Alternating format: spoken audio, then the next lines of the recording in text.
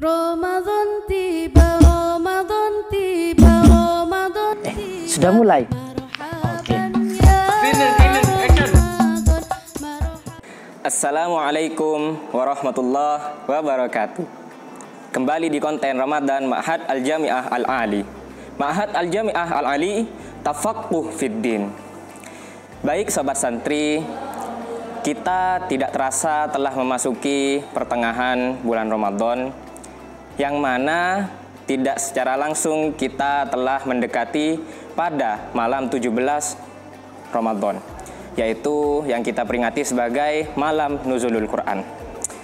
Kita tahu gak sih apa itu malam nuzulul Quran? Jadi gini sahabat santri, malam nuzulul Quran adalah malam di mana Al-Quran diturunkan. Kemudian untuk membahas malam nuzulul Quran ini agar lebih mudah untuk dipahami, mari kita bagi pembahasan malam nuzulul Quran ini pada 3 pembahasan.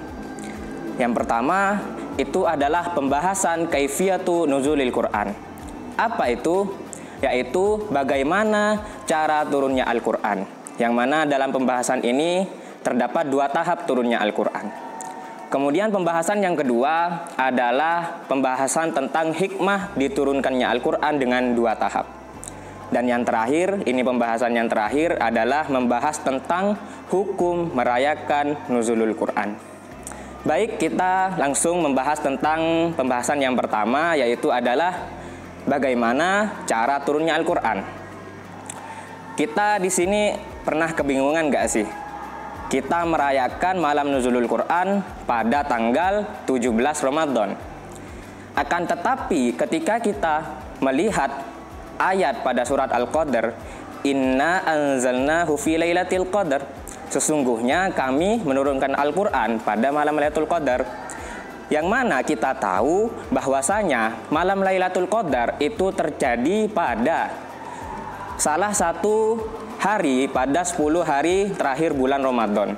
Bisa dikatakan di antara 20 sampai 30 atau 19 sampai 29 hari terakhir bulan Ramadan. Lah, kok bisa kita merayakan malam nuzulul Quran pada 17 Ramadan sedangkan Al-Quran diturunkan pada malam Lailatul Qadar? Nah, jadi begini, ini pentingnya kita mengetahui tata cara atau cara turunnya Al-Quran, kaifiyatu nuzulil Quran. Yang pertama, tahapan pertama, Al-Quran itu turun dari Lauhul Mahfud ke Baitul Izzah, yaitu langit dunia. Lah, inilah yang disebut dalam surat Al-Qadr, Inna anzalnahu fi lailatul qadar, sesungguhnya kami menurunkan Al-Quran pada malam Lailatul Qadar. Nah, kemudian baru setelah itu menunggu Ramadan setelahnya Al-Quran diturunkan pada malam 17 Ramadan. Nah, inilah yang dikatakan oleh ulama diturunkan secara berangsur-angsur selama 23 tahun, atau ada yang mengatakan 22 tahun 2 bulan 22 hari, yaitu turunnya Al-Quran dari Baitul Izzah, dari langit dunia ke hati Nabi Muhammad. Jadi ada 2 tahapan ya sobat santri, yaitu turunnya Al-Quran dari Baitul Izzah, dari Lauhul Mahfud ke Baitul Izzah, kemudian turunnya Al-Quran dari Baitul Izzah ke hati Nabi Muhammad. Jadi yang kita rayakan pada malam 17 Ramadan itu adalah malam turunnya Al-Quran dari langit dunia, dari Baitul Izzah ke hati Nabi Muhammad secara berangsur-angsur. Kemudian pembahasan yang kedua itu adalah pembahasan tentang hikmah. Hikmah kenapa Al-Quran diturunkan dengan 2 tahapan. Tahap yang pertama yaitu turunnya Al-Quran dari Lauhul Mahfud ke Baitul Izzah. Apa hikmahnya? Jadi hikmah, sebagaimana hikmah dari turunnya Al-Quran pada tahapan pertama ini, sebagaimana dijelaskan oleh Mana'ul Qoton dalam kitabnya Mabahith fi Ulumil Quran, yaitu untuk mengagungkan Al-Quran di hadapan para malaikat. Seakan-akan Allah ingin memberitahu para malaikat, ini adalah Al-Quran, ini adalah mukjizat terbesar yang pernah ada. Seperti itu. Kemudian hikmah dari turunnya Al-Quran pada tahapan yang kedua, yaitu turunnya Al-Quran secara berangsur-angsur. Hikmahnya sebagaimana dijelaskan oleh Wahbah Az-Zuhaili di dalam kitabnya At-Tafsir Al-Munir, adalah agar orang-orang mukallaf tidak merasa berat ketika menerima hukum-hukum atau ketika menerima khitab yang Allah bebankan kepada orang mukallaf. Saya beri contoh di sini seperti pengharaman khamr. Ayat pengharaman khamr itu turun sebanyak 3 kali. Dengan tujuan agar orang-orang pada saat itu tidak merasa berat menerima hukum pengharaman khamr. Yang pertama, ayat yang mana Allah hanya memberikan penjelasan bahwasanya khamr itu tidak baik untuk diminum. Yaitu ayatnya, yas'alunaka 'anil khamri wal maisir qul fihima itsmun kabir wa manafi'u linnas wa itsmuhuma akbar min naf'ihima. Allah dalam ayat ini memberitahukan kepada orang mukallaf bahwasanya khamr, di dalam khamr itu ada itsmun kabir, ada kerusakan yang besar di samping ada manfaatnya. Akan tetapi Allah berfirman wa itsmuhuma akbar min naf'ihima, akan tetapi kerusakan yang ada di dalam khamr itu lebih besar daripada manfaatnya.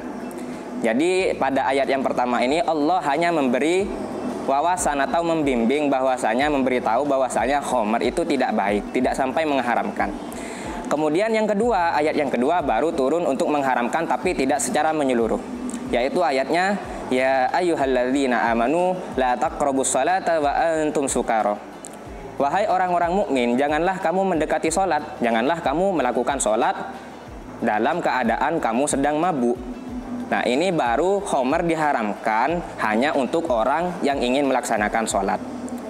Baru ayat yang ketiga ini pengharaman khamr secara mutlak, yaitu ayatnya, ya ayyuhalladzina amanu innamal khamru wal maisir wal ansab wal azlamu rijsum min amali syaitan fajtanibu. Allah memberitahu bahwasanya khamr itu termasuk dari keburukan, yang mana keburukan itu selalu dilakukan setan. Maka Allah mengimbau orang-orang mukmin untuk menjauhi khamr. Nah, kemudian apa hikmahnya? Yaitu hikmahnya agar orang-orang tidak merasa berat dengan hukum yang ada di dalam Al-Quran ketika khamr turun dengan 1 kali, pengharaman khamr turun dengan 1 kali ayat, otomatis merasa keberatan.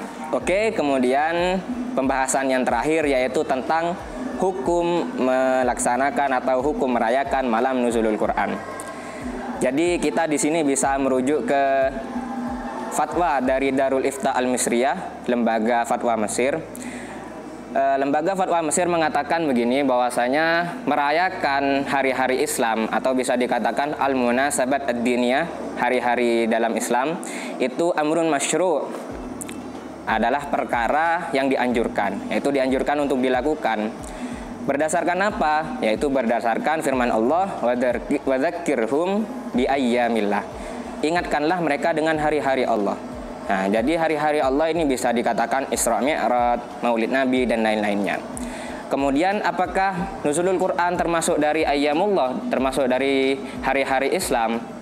Jawabannya iya. Berdasarkan apa? Berdasarkan Al-Quran juga.